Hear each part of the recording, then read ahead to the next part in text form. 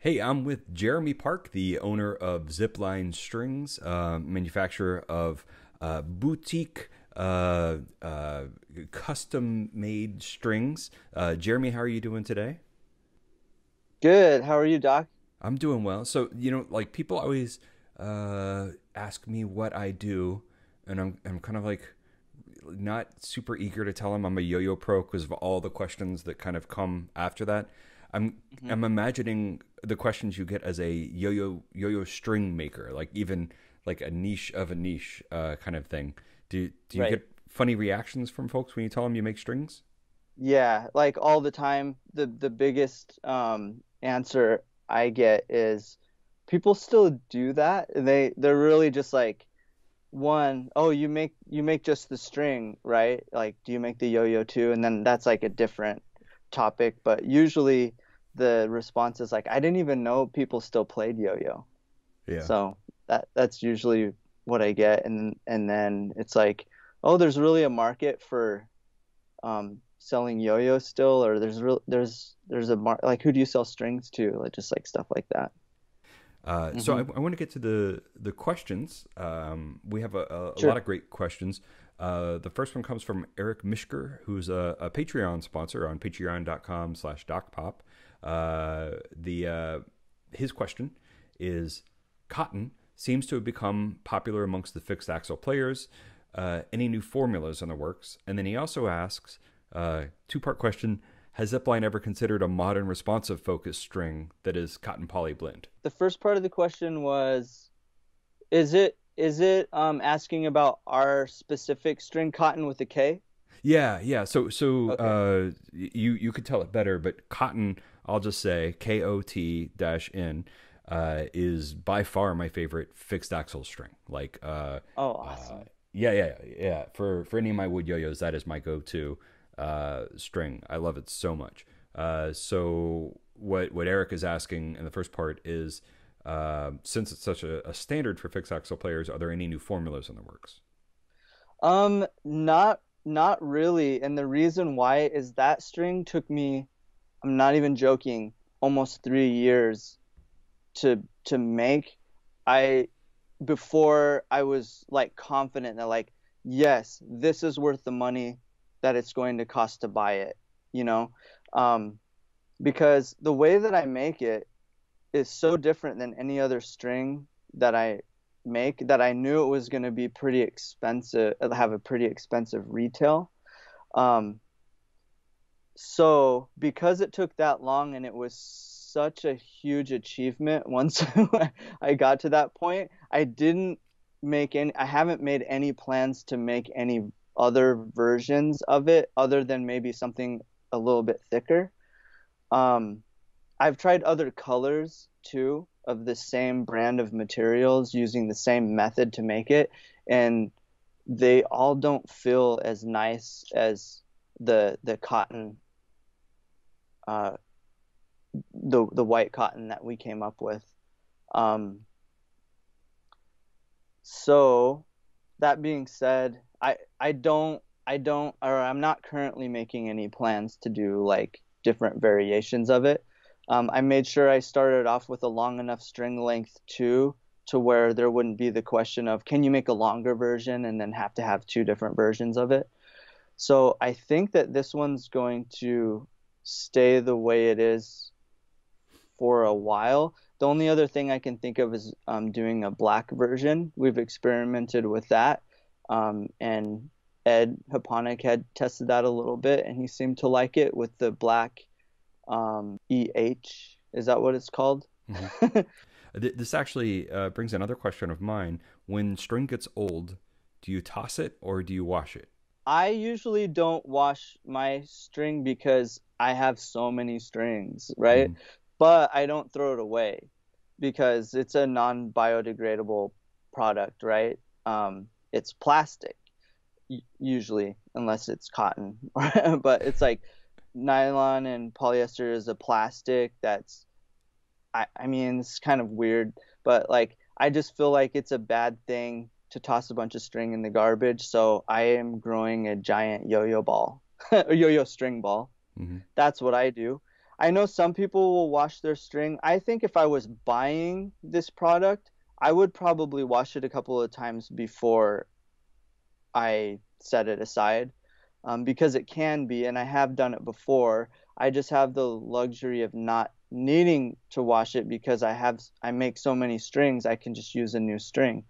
Um, but especially with the nylon blends like these Skylines, when you when they get really dirty, you can wash them with a light soap and then like wash them by hand with a light soap and then hang dry it, and then the elasticity will kick in and it'll shrink, but all you have to do is put on the end of your or string it up on the end of your yo-yo and put on your string and just do a nice hard stretch, and it's going to perform pretty close to how it was when you had already had it broken in. So you can do that, and these are expensive enough to where I would recommend trying trying that Hmm. before tossing it or setting it aside, because it'll still play good for a good long while. Most polyester and nylon strings will. People always ask like how long is it before you know when it needs to be changed? And I just think it's a matter of preference. Like how long can you play that string? How long can you play that string and still be comfortable with the way it feels? It's probably not going to break any time before you decide you just don't want to play it anymore because you want a fresh one or you want it to to feel a certain way, and it's getting past that point that you're comfortable with. But most polyester nylon string will just last and last, like a bulk polyester string for like 3 months plus, just because they like a really broken in string and it just doesn't break that easy unless there's something wrong with your yo-yo. Yeah, But I definitely any wash my string, especially my nylon. I can usually get two or yeah, three washes out of it, and yeah, when you get a knot, it's heartbreaking because it's like, oh well, okay, I guess if it's a bad knot, you're just like, oh, I've had this string for a month. right. Yeah. um, And I'll well, use string that long too. I don't I know a lot of people that change frequently. Like I've even heard every half hour or something. hmm. But like I just can't imagine. Like it still feels nice to me. I'm just gonna still play it until it's gross, or something like that. Another question over from my Patreon from Ken C. What kind of tips do you have for people who want to make high quality strings at home? Buy lots of different thread types, like ones that you didn't even think you might like. Just buy lots of different thread types and experiment with those individual, like try to make a string out of just that thread type so you can be familiar with what that thread type feels like as a string, and do that with lots of different thread types. And then you can mix and match what you like about some and what you don't like about some, and you can like blend them together and kind of predict how a string is going, like blending ingredients, right? You kind of figure out if I blend these ingredients, it's going to taste like this, because you get this sour and you get this sweet, and you mix them together and you get something unique, right? So with string making, I look at it very similarly, or like mixing colors, you know. But I think you have to get really familiar with the individual thread types and what they feel like as a string. Um, and then also another recommendation is um, make a dedicated string rig that you can mark up, and you can mark your favorite distances as far as like how much torsion you want to spin a string. Like, and what I mean by is like how tight or loose you want Hmm. that string tension to be. Um, Make markings of your favorite ones so you don't forget, and just tons and tons of practice and experimentation, I'd say. Yeah. Over on Instagram, Nick Gunsberg says, "What's the R&D process like at Zipline?" As far as the developing part goes, it's a and the testing part goes, it's a really um, laborious process for me, because what I do is if I come up with an idea, I try to execute that idea and make a particular type of string. And then I take that string and then I have to wait. Like I don't test it right away after I make it, because that when you make a string and you start playing it, that string feels very different than if you were to make a string, let it sit for a week, and then play that string once it's totally settled and it's been in its resting state for a while. It shrinks up and it gets tighter and it does different things over time than if you make a string and then just play the string. It's not going to play the same way. So the testing process is kind of cumbersome, because before I used to make a string, see how it plays. Oh, it needs to be tighter. 10 revolutions, tighter twist, make the string, play the string. Oh, it needs to be this or whatever, and just make those adjustments. And then think that I'm settled on something. And then weeks down the road, I was like all wrong because it's way tighter than I thought it was before. So the process is, if I think this is cool, then I'll make 10 versions of that one thing, at least 10 versions of that one thing at different torsions. So one might be 10 twists tighter, and then 10 twists tighter, and then 10 twists tighter, each one. And I'll be doing like 5 or 10 packs of each variation. And then I will I'll set those aside, and I won't actually play test them until about a week's time or several days' time. And then I'll take each one of those 10 samples and I'll have 10 yo-yos, and each one strung up with the different version of that string. And I'm using 10 as a general number. It might be 5, it might be 7, maybe 13.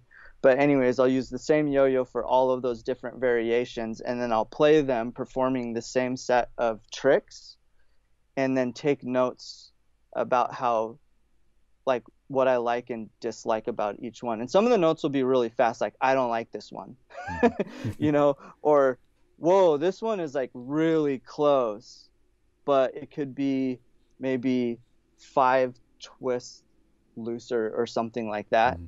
And then I'll write little tiny notes like that and narrow it down to like my favorite 3.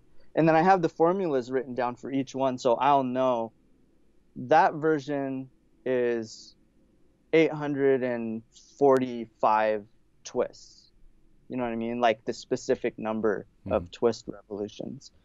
And then I try to recreate that one using the notes that I have and the modifications that I wanted. Then I'll make like 4 or 5 different variations of that with finer variations between them. And then I'll wait like a week, and then I'll try it again and test them again, same set of tricks, make notes, and then just narrow it down till it's the right one. So that is sorry, that's a long-winded answer. Well, that kind of answers or gets into the next question from Kevin Wolf on Instagram. He just asked, how long does that cycle of creating a new string take? That's about what it takes for me.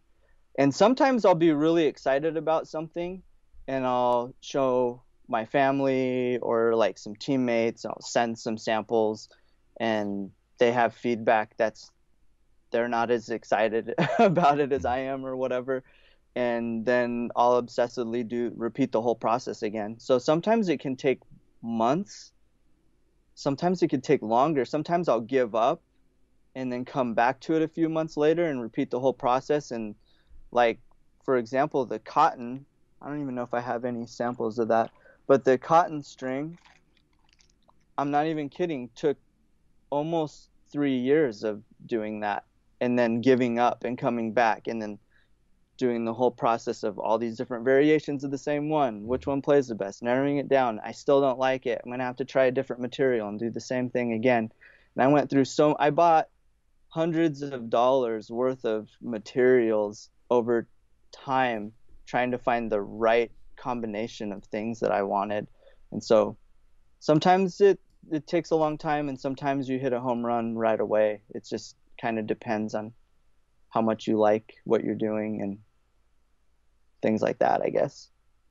Joey McRib on MCRB on Instagram asks, how long do different string types last? This, I think, I kind of touched on it earlier, um, but I really, I honestly think lots of nylon and polyester strings can just last forever. You don't like it and you want to change it because of the way you prefer it to feel versus it breaking. So is to answer like how long will it last? It it might it'll probably last months without breaking. If you're talking about how long will it last before it breaks, you will get tired of it way before it breaks, right? And it really comes down to a matter of preference. Um, like how long will this string feel good to me is different than how long will it feel good to somebody who competes, right? So when they compete, they want a string to feel like basically brand new for their whole performance because that's the state of the string they want it to be in, I guess. When it's broken in, to me, it might feel worn out to them, right? So I like a string to feel broken in, which is like when I get the string, I like to stretch it. I actually like to twist it really, really tight and then stretch it. So it's like when you relieve the tension and then you feel it, it feels pretty smooth as compared to when it's fresh out of the box and kind of rigid. And then I play it like that, and as it breaks in, it gets smoother and smoother. And I like to play it like that, and it stays like that for a really long time. But someone else might just like it to feel brand new, and when it doesn't feel brand new, they think, "Oh, it's time to change it." So to to answer that long-winded question in a more short way, I think it, and people don't like to hear this, but really it's a matter of preference. Like, how long will it feel good to you? Some nylon strings, like soft nylon, will feel more new for a longer stretch of time. And polyester, like 100% polyester strings, will feel new for a very short amount of time before it feels broken in. And some we designed to feel broken in from the get-go because people like to play broken in string. And for them, because it feels broken in from the beginning, it might last months for them on one string because there's not much difference from when they start playing it to a month from now. Still feels and performs the same. So I think that was several ways to answer the same question. So Jonathan A. DeLeon asks, what differentiates zipline from other strings on the market?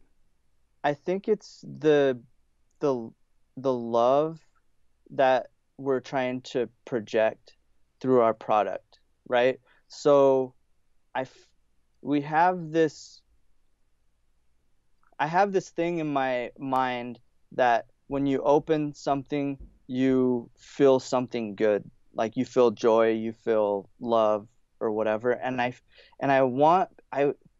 think we really want people to feel that when they open something from Zipline, and then you can also feel it in the product when you're playing it. Um, we have a QC or a quality control process that's um,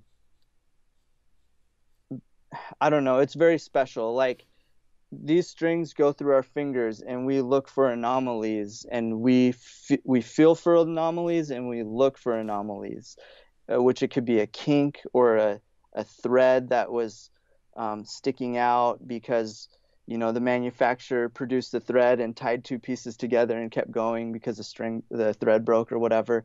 We look for that stuff in bulk string. I see that stuff all the time. I see things sticking out. I see kinks in the string, and sometimes it's a large percentage, sometimes it's not. But like, I really think with our string, you won't find that stuff because we take the time to I mean, these are passing through our fingers, and we know how good it feels, and if there's any errors in it, and the errors get tossed aside. With bulk string and companies that produce bulk string, which I have nothing against because I think it's important to have bulk string um, as well, because sometimes you just want something quick and you want something that is easily disposable or whatever, lots of different reasons. But anyways, with bulk string manufacturers, they're pushing volume, and so you're creating using machines to create a volume of something. And when you QC it, you're QCing like 10, 25, 50, 100 at a time looking at it. You don't have time to I guess quality check it in the same manner as like a small string makers like us, um, where we're producing them in smaller batches, smaller runs, and so when we QC them, it's in smaller quantities as well. And so I think we catch a lot more mistakes, and um, I guess ultimately provide a product that feels unique and special. And you feel some. I hope that you feel something from it, you know, and you feel that passion in the product itself. Cool. So, final question here from Mark 23 Pierce.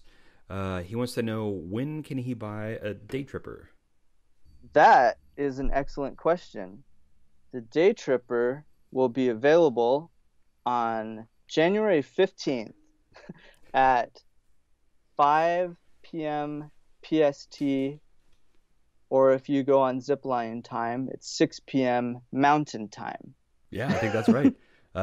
This Friday, as we're recording, it's like 5 days from now, 5 p.m. Pacific Standard, 6 Mountain Time.